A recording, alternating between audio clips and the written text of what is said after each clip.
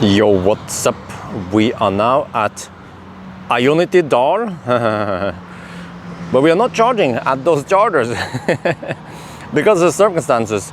But okay, before you guys think, oh, but why you send a Chinese car? But you rather want to see the test today and not in 6 months. Yeah, okay. Anyway, so the plan now is finally we are waiting for this. The nice, lovely day. About 20 degrees Celsius. Actually, I think it's going to be 22. So we have charged the car to 100% and then left my home. And I want to start from here. We will do 90 kilometers per hour and 120 kilometers per hour test. And this car is a little bit weird because it doesn't show you state of charge. It also, the trip meter doesn't show you consumption, but I figure out how to find it anyway. Yeah, I will show you after we do the test, but right now we are charging on AC. So, oh man, okay. We just have to take a look at the car. Wow, this, man. Okay, maybe on this side here. Oh, those Brembo brakes. Oh, the shape, and you know, people be like, oh, but this is Tesla copy. Well, do you really see stuff here that resembles Tesla in the front? Okay, the software is similar in some ways, but really, come on, guys. Stop saying that pointless stuff. Okay, if you say this is a Tesla copy, then we actually just happen to have a Model 3 over there. And the Model 3, I mean, I actually own one, but I have to be honest that this thing here looks better. Oh, sometimes I just sit and watch the Xpeng P7 while it's charging. But okay. Anyway, so I'm charging on AC because that's what we have right now. So you remember to ABC, always bring the bastard cable. But let me show you now. Go inside. Yeah, okay. So we've been charging. I want to charge as much as possible because, oh, interesting. It lowers to only 7.5 amp. This is about 5 kilowatt. Yeah, it's not 3 kilowatt, it's 5 kilowatt because it doesn't calculate correctly according to 3-phase. But okay, that doesn't matter. We will drive now. So the plan is that we will drive north and then back again, and that will be exactly 100. And oh, there's a donation here. Oh, nice. Okay, but we will drive north and back again. That's 168 kilometers, and I will also measure distance. I already did one measurement on the way here, and it seems like actually the trip meter is dead correct. I have to double check again. So right now it doesn't matter too much. We will just I have to shoot this video in Thai also, and then we leave. And I also use eco mode. You see here, you see, I use eco mode. Can't you read? This is sport. This is normal.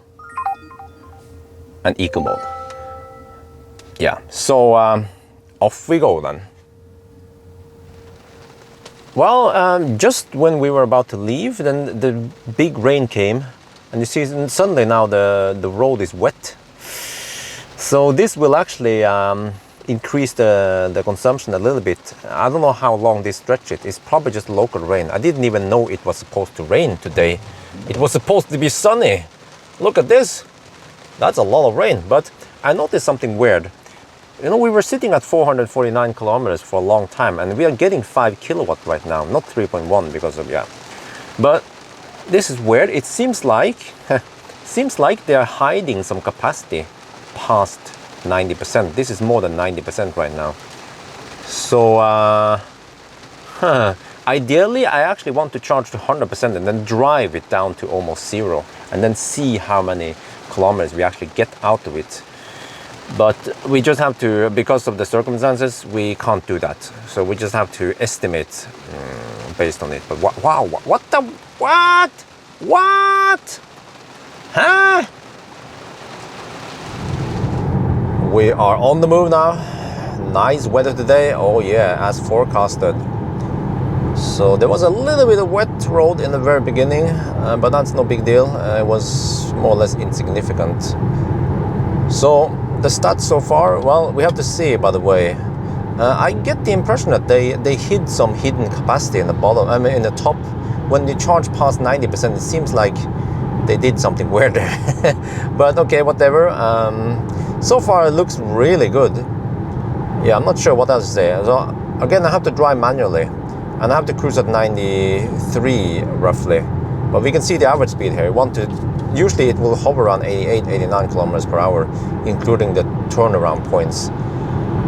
So far so good. We are on the way back now. So we are back at, where is this place again? We're south of Hamar roughly. It doesn't matter for you guys. But, you know, we started with 452 kilometers. We're down to 348. So we have spent 104 kilometers of VLTP range now. 105 now, 105. And then this one says 103, whatever. But it looks like we actually have 2% error. So this one is underreported. It should be, I don't know how much, 104, 100, close to 110 or 107 or something. So it actually means that right now we are matching the VLTP. And that means that the consumption should be around 150. Okay, not too shabby. Not too shabby at all. Okay, by the way, I should show you guys the interior. You want to see the car when it's in motion, right? The screen. I just have this one on here right now. Yeah, look. Oh, by the way, I noticed that the speakers are they are not erected. Not sure what you have to do to make it rise. I guess you have to play music, then it comes up. We are back at the starting point, and unbelievable. We actually stayed here for about 3 hours. Yeah, so I'm going to explain a little bit. It seems like the state of charge, I mean, this car, you can't see state of charge. Well, actually, there's a trick to do it. You can push the slider, and then you can kind of see the state of charge based on the charge limit. That's the closest I can get. The problem is that I was trusting the kilometers, but it seems like this car, it seems like when you go lower state of charge, each kilometer or each percent means less. And then if you go higher, each percent or kilometer means more. And this is just like in the Korean cars, because in the Korean cars, it's like that because I was told that it's the Korean cars like Kona, whatever, it's based on amp hour. And the problem is that when the voltage drop, then the amount of energy, I should block, the amount of energy is then lower. So that's why it gives you kind of weird, it's not linear basically. And it seems like the Xpeng has the same problem.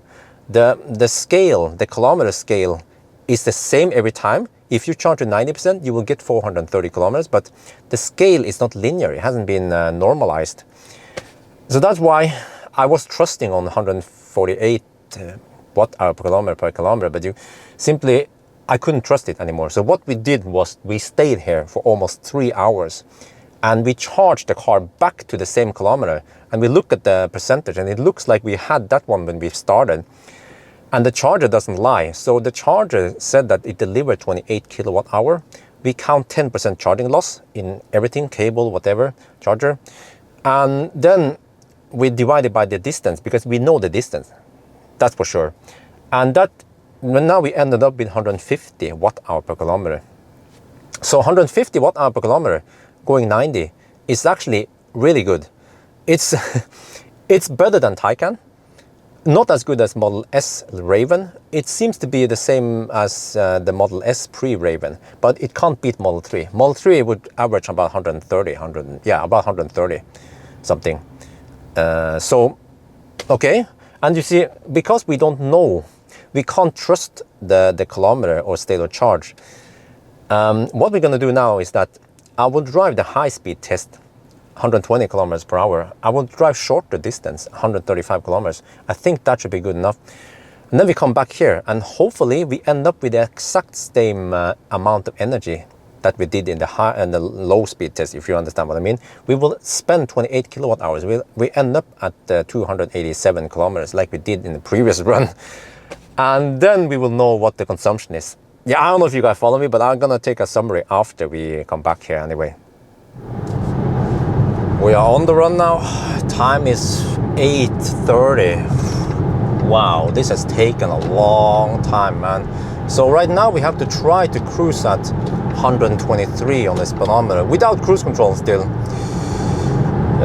And then we see. Also, this one didn't reset, but whatever. I reset the trip here. It says 20 kilometers, and also it doesn't matter too much because we know the exact distance. Well, actually, do we? Yeah, we know the exact distance. At least if you only go that exact loop. Oh man, why is testing this car so damn hard? Because the BMS knows everything. The BMS knows about kilowatt hour and whatever, but it's not telling us. So it's like a black box. I have to try to poke in and use other external variables to figure out this. That is niche good. Yeah, I hope they fix the software on this car. Nice sunset, by the way. Well, it's not even sunset. It's still high up in the cloud there. Right. So now we will go to the old turnaround point right before Hamar. All right, we're getting close to Ayonte again. What's the time now? 12 minutes past 9. So we have to try to get back to 287 kilometers. But man, this car is so nice and comfy at night. And you see, by the way, that LED strip on top there is not active when we are driving, but the other LED strips are active. But when we park, then the top one on there is active also. But man, this level of comfort here when we are doing 120 kilometers per hour is just I can't think of any other car in this price range that can match this soundproofing, this driving feel. There is really no other car. Well, actually, the closest one is a Model S75D, maybe. The Model S long range is too expensive. Model 3 is not that nice and tight. What else do we have? e-tron 50? Yeah, that's more expensive. And it's not included blinkers and stuff. So, I'm gonna miss this car. Tomorrow, I have to return it. All right, we are back at the starting point, finally. So, at the 120 kilometers per hour test, to give you guys some numbers, we spent the exact same amount. We came here with 88 kilometers. So that means that we spent 28 kilowatt hour, 1 minus the charging loss, so that's 25 kilowatt hour. We do the math there, and it turns out that this car consumes 212 watt hour per kilometer at the high speed. Okay, not as good as Tesla. Slightly better than Taycan. So the increase is about 60 watt hour per kilometer from the high speed to the low speed. So that's actually plausible. Yes. For example, MG has an 80 watt hour per kilometer increase because it's more boxy. So 60 is actually on par with, for example, Kona. Same there. Kona also has about 60 increase from the high to low speed. Yeah. Well, anyway, it means that this car should be able to do 342 kilometers on the high speed.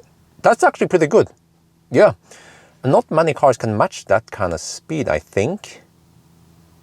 But then, okay, and then for the low speed test, by the way, it's 480 kilometers roughly. I'm not 100% sure there, but this test is not 100% correct. It might be 95% correct. I'm leaning towards 95% correct. That's still good enough, right? So, anyway, I think that's going to be it for now. I hope you guys enjoyed this video. As always, thank you for watching and talk to you later.